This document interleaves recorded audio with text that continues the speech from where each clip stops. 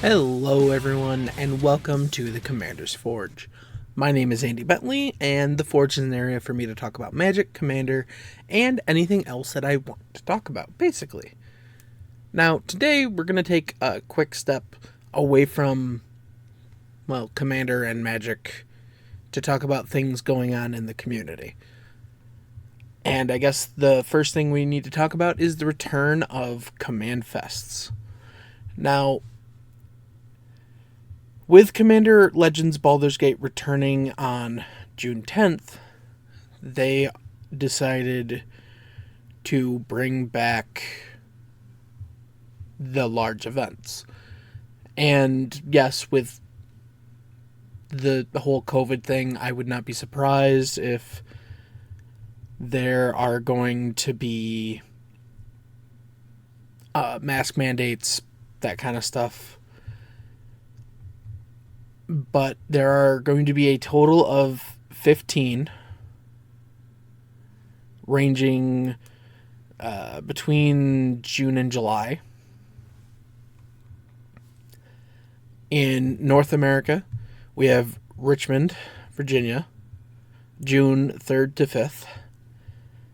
And as much as I would love to go to that one because it is on my birthday, I don't think I'm going to be able to swing early June. Next is Las Vegas, Nevada, June 10th through the 12th. Again, there's no way I can swing Vegas. Vegas is expensive. And with the amount of planning time I have, there's no way I'm going to be able to put the funds together for that. Philadelphia, Pennsylvania, June 24th to 26th. I might make the trip down there because it's only like a 4-hour drive. But again, I am on the fence. Indianapolis is July 8th through the 10th. And I am planning on that one. Because it's out far enough. It's in July, which gives me a few months to save up money for expenses. It's still within driving distance. It's about a 7-hour drive. Because if you know me, I very much prefer to drive than to fly. It's just very uncomfortable for me. So right now, I am tentatively planning on Indianapolis. My cousin Nate might be joining me for that. It is unclear as of this point. But further down the list, we have Montreal, Canada, July 15th through the 17th. Orlando, Florida, July 22nd through the 24th. And Bellevue, Washington, July 22nd through the 24th. Those are all of the events going to be held in North America. Now in Europe, Frankfurt, Germany is going to be June 25th through the 26th. Birmingham, England is going to be July 9th and the 10th. And then Bologna, I'm not entirely sure how they pronounce it, but Italy, July 15th through the 17th. In the Asia Pacific area, we have Sydney, Australia, June 25th and 26th. Guangzhou, China, July 30th. Osaka, Japan, in July 30th. And then in Latin America, we have Sao Paulo, Brazil, June 17th through the 19th, and July 16th through the 17th. And then Mexico City, June 18th through the 19th. And then each Command Fest will feature promo cards as well. So we have the return of the promo Soul Ring. And then we have 2 versions of Path of Ancestry, 1 foil, 1 non-foil, with new art that is interesting. But yeah, so Commandfests are back. I know some people are still a little nervous about in-person play. And I think as long as the tournament organizers do their due diligence to make sure that people are being safe, I'm willing to risk going to at least one. But yeah, that's kind of it for news that I have. And yeah, we'll talk about something super sweet when we come back. And I'll see you in a minute. Hey, I just want to take a minute to tell you about my Patreon. I know times are hard for everybody, and I know it isn't easy to shuffle around bills and stuff. Believe me, I know that. But if you would like to help support the podcast and me, you can find the links to my Patreon in my link tree, which is always put into the description of either the video or the audio, wherever you're listening to it. It would really mean the world to me. Honestly, I'm just struggling to make ends meet most weeks. But that's it. That's all. If you want to help, the links will be where you can find them. And welcome back. Now, I don't know how many of you are familiar with the musical artist Jonathan Young, but I've been listening to him for like the past 5 years, and I started getting into his content with rock covers of Disney songs, which still hold up to this day. If you enjoy rock and Disney songs, you should check that out. But the reason I want to talk about him today is he has been working with Wizards of the Coast to produce music to go with current released sets. And I don't know if he's contracted for so many or what's going on that end, but I do know this started with Kamigawa Neon Dynasty with a full 15-song album. Now, I don't know how many people have listened to it, but some of the standout songs on it are The Future is Bright, One with Phyrexia, Neon Streets, and Mechanical.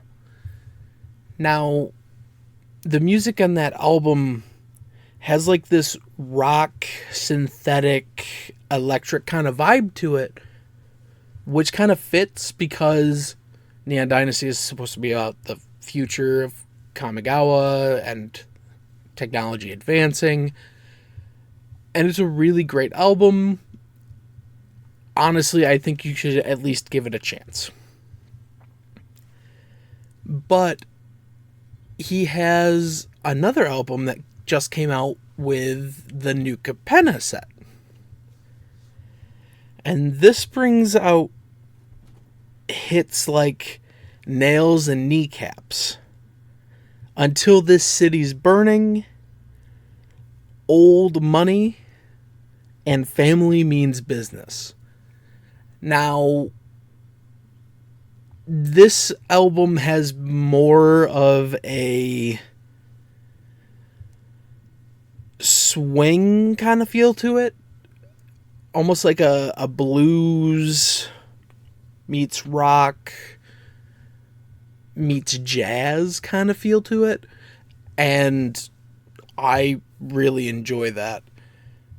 See, growing up, my dad would listen to a lot of swing bands, things like Big Bad Voodoo Daddy.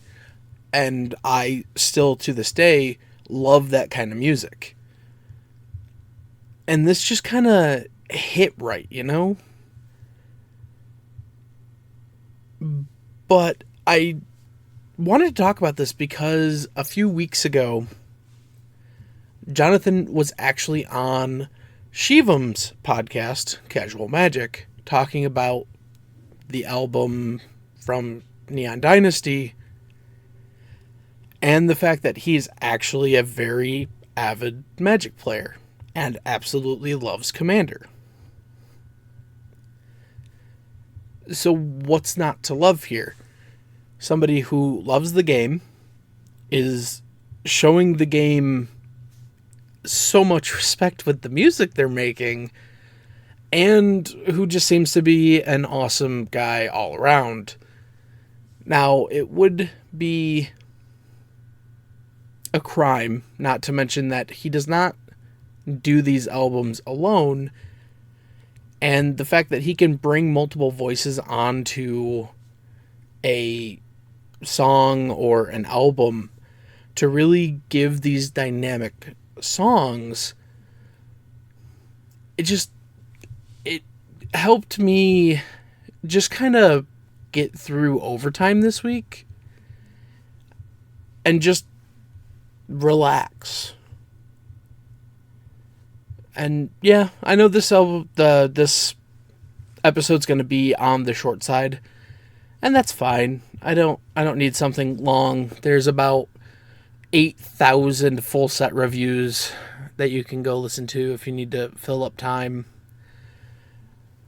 Especially if you're looking at the Command Zone. I think they're up to 4 or 5 set review episodes for New Capenna. Not to mention all of their budget upgrades. I'm a little spent on reviews of the set, honestly. And so I didn't want to do one. I do my couple of cards that look interesting kind of episode when the cards are being previewed, and that's basically it. Now, if, say, I decide to build 3 or 4 of the commanders, I will, down the line, rotate them in. And I have actually built 4 commanders from this set, even though originally I wasn't going to. So I'll give you a little preview here. I did build the Urbrask, and I will be playing that on stream with the Guardian Project on May 5th. Then I also built Giada, which is Angel Tribal. Then I built Agnus the Dragon's Lash, which is just Hasty Boys. And of course, if you listened to last episode, you know I had to build it. It's Mr. Oreo. The boulder feels conflicted about fighting a small blind girl. Although I didn't really build that deck. An old deck kind of got morphed into it, but same difference. And I think that's where I'm going to leave it for this week. Next week, I will probably talk about one of those decks. But until then, if you enjoyed it, hit the like button, share, subscribe, all the things that make the dings. And I'll see you next time. Thank you for listening. All of my links can be found in my link tree in the description below. I would like to thank Ian Foss and Cody Mulpey of the band The Crypt for allowing me to use music for my opening and ending, along with Nate and Erica Jacobs for making my original logo. And I would also like to thank Christina McNichol for creating my new logo. And I'll see you next time.